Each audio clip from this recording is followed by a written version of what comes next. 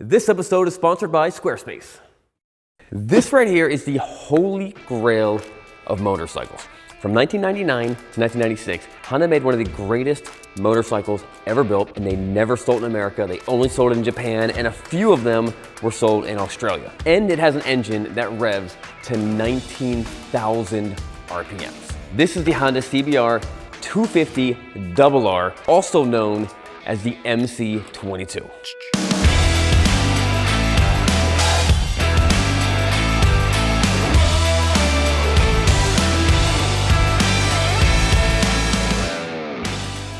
For the longest amount of time, I didn't think that this bike actually existed, but being in the motorcycle world, I've heard rumors and legends about it. Obviously, some of these rumors got it wrong. But, you know, I heard that Honda made a motorcycle that redlines at 22,000 RPMs. Clearly wrong. Honda makes a 250cc motorcycle that has 75 horsepower. That's also wrong. Also, I had no idea how big or how small it would be, because as we know, sometimes the Japanese make really tiny, awesome motorcycles. Case in point, this little tiny Suzuki GSX-R50. Also this Yamaha TZMR. Another bike would be the Yamaha YSR. Just really, really tiny bikes. I can kind of ride them, but you know, I feel like kind of a clown. I still ride them though, because they're awesome. But the thing is, I've never seen one of these in America. There's a few floating around. I'm sure maybe there's less than 100 of them in America. The easiest way for me to get one was to import it myself. And I got that in like 20 other motorcycles. If you've not seen that video, go check out that video on the Bikes and Beards channel. It's a really fun episode. But before we get too deep into this bike, let me clear something up about just the CBR 250s in general. They made this bike for 6 years, 1990 to 96. I don't know why, but they definitely started with the best one. Their goal with it was to make a pint-sized race bike for the street that anyone can enjoy. Expert riders, entry-level riders, more expert riders, more mid-level riders, but just something that was more, let's take a race bike, street legal, make it small. That's what they were going for, and they did it. Now later in 2011, Honda actually released a 250 to America, and I was pumped. I was like, oh cool, we're finally getting that bike, that legendary motorcycle everyone's talking about. That's not the one we got. We got a single cylinder, 27 horsepower. It looked cool, but not that exciting, and it actually shared the same motor as the Honda CRF 250L. You know, kind of their entry-level street legal dirt bike thing. So it was cool that we got it, not that exciting. So that was the CBR 250R. This is the RR. Then in 2017, they brought back the RR. Now it's not the same one. They brought back a parallel twin motor. They added another cylinder. They added like 15 more horsepower. This new one is about 40 horsepower. And they did make it a lot better. Closer to a race bike, but still not as cool as the original. And let me explain why. So when Honda built this, their goal was to build a race bike, similar to its big brother, the CBR 900, but just smaller, but all race parts. They were not building an entry-level motorcycle or your first bike. They were just building a small race bike, including taking technology from race bikes like their gear-driven cam and putting it in the 250. And what makes this bike so cool, and I did not notice this until it showed up, it's a inline four-cylinder 250. It's almost unheard of. Tiny, tiny little pistons. It's got the coolest sound to it, which I'll show you in a little bit, but the feeling of it is awesome and incredibly smooth. Nothing like any motorcycle made today or in the past 10 years. It's also extremely light for a bike built in the early 90s. And one of the reasons they were able to make it so light was stuff like this. Look at the gauges. So the actual gauge mount is just styrofoam.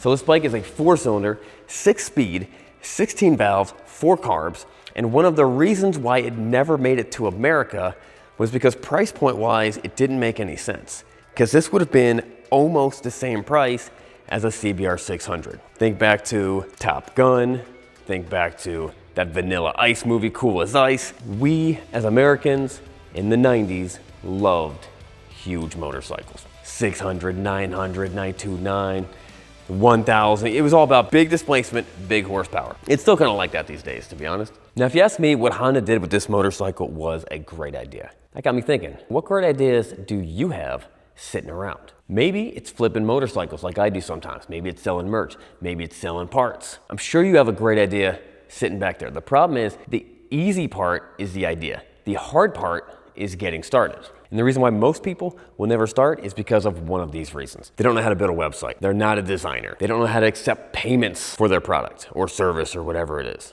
Well, that's where our friends at Squarespace come in, the sponsor of today's video. Squarespace makes it super easy to design, build, run, and manage your very own website. And they've created tools to help people just like you out. They have this thing called Design Intelligence. It helps you create a clean looking website without being a designer. And you don't have to start from scratch. You can start with an already beautifully, functionally designed template and then customize it to fit your own personality and your brand. And if you're concerned about whether it's gonna work on mobile, it's designed to already work perfectly on mobile. It also makes receiving payments easy with Squarespace Payments. With Squarespace Payments, it lets you manage everything right on the platform, making it super simple and easy for your customers to pay. Take that great idea you have and give it a shot. You don't really have any more excuses. Head to squarespace.com for a free trial, and when you're ready to actually launch your site, go to squarespace.com/Srkcycles to save 10% on your first purchase of your website domain. When you look up this bike, I have seen this color sometimes. I thought initially it was an aftermarket body, but now that I'm kind of looking at it and doing a little more research, it might be a factory body. It may have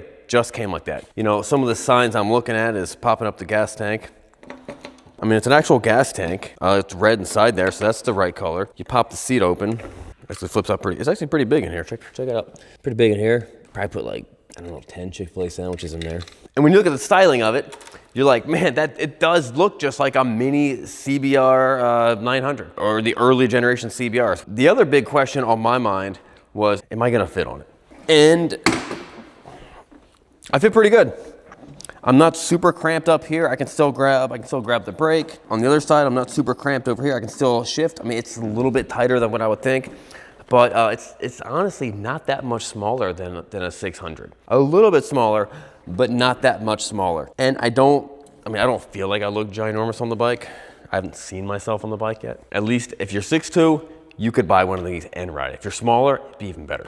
So I know what you're thinking. You're thinking, Sean, what's the top speed of this little 250? It's actually pretty impressive at 112 miles per hour. That's not bad for a little bike like this. And it was made for it, so it's probably gonna feel pretty comfortable. We're not gonna do it because I don't have a track to do it on. I'm still have not received an answer as to why a motorcycle like this that was made never to come to America, which in America we speak English, why everything written on this bike is English. Are you telling me that people in Japan write words that they can't read on the bikes? Which is not that far-fetched because, check it out. Look over here at the Hayabusa. I don't know what that means. I just know it's a cool ninja symbol. But it still kind of blows me away that that doesn't have just Japanese writing all over it. Up until recently, the rest of the world, they called the CBR the Fireblade. I think recently we started calling it the Fireblade. They started badging Fireblade stuff on our Hondas. Now, this frame, this is obviously a thing for motorcycles back in the day. I do have mirrors for it somewhere. I think they're in storage. But instead of the fairing stay all being back here,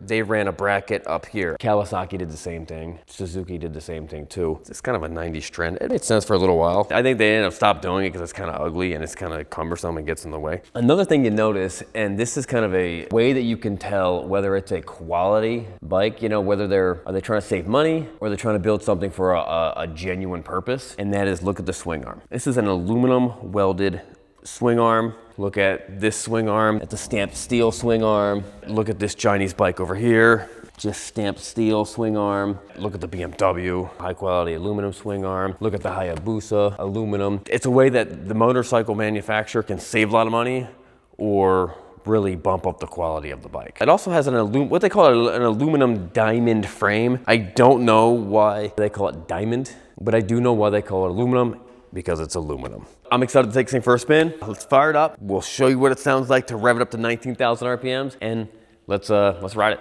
First of the day, 2 John 1:6, and this is love, that we walk according to his commandments. This is the commandment, just as you have heard from the beginning, so that you should walk in it. Second time riding this bike, and she's old, so we're gonna let her warm up before we really open it up.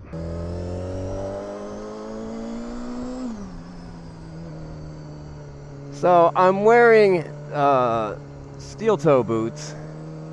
Not ideal for this motorcycle or most sport bikes. It's hard to fit your foot underneath there. but you hear how this thing revs up? No vibration coming off this bike. It's unusual to have a motorcycle such a small displacement and have zero vibration coming off it. Now, the luxury car companies will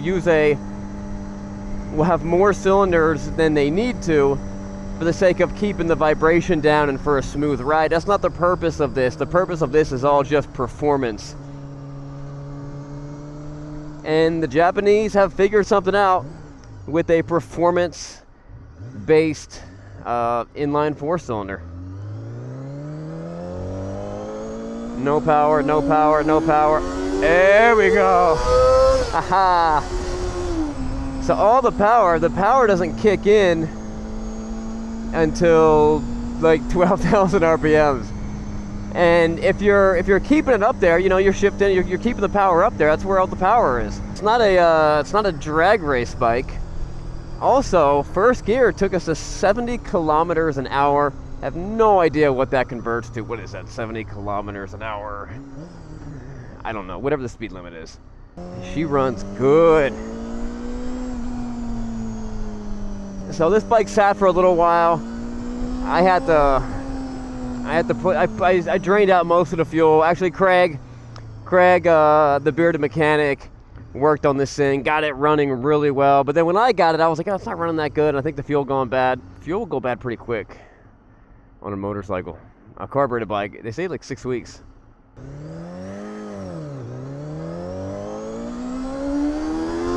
There she goes.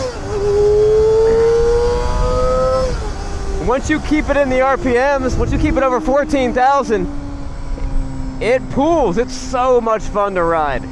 Now, it's not going to compete. It's not going to compete with a 600, so don't be that guy that's like, my 250 is faster than your 600. Don't be the guy who's saying that your 600 is faster than someone else's leader bike, because it's not. But you can at least admit that it's fun. And a bike like this is gonna handle so well in the corners. It's so light. The only bike that I can really think of that would compare to this is the newer, the real modern 400s would kind of be in this class. But also like the KTM 390, the 390 Cup, the little RC 390 was a really cool bike. That was a performance-oriented small entry-level bike. So if you had a kid that he wants to race, he wants to get into it, and you want to be able to tune the suspension and really dial it in, and it's actually cheaper to buy a bike like this, this bike's impossible to buy, or something like that, than to make an old Ninja, to put good suspension and really modify it the way you would want to have it. But normally when you're riding these small bikes, they're, you know, not that many cylinders, and they just vibrate. They kind of beat you up in a way. Your hands start going numb, your butt starts going numb. This just feels so great.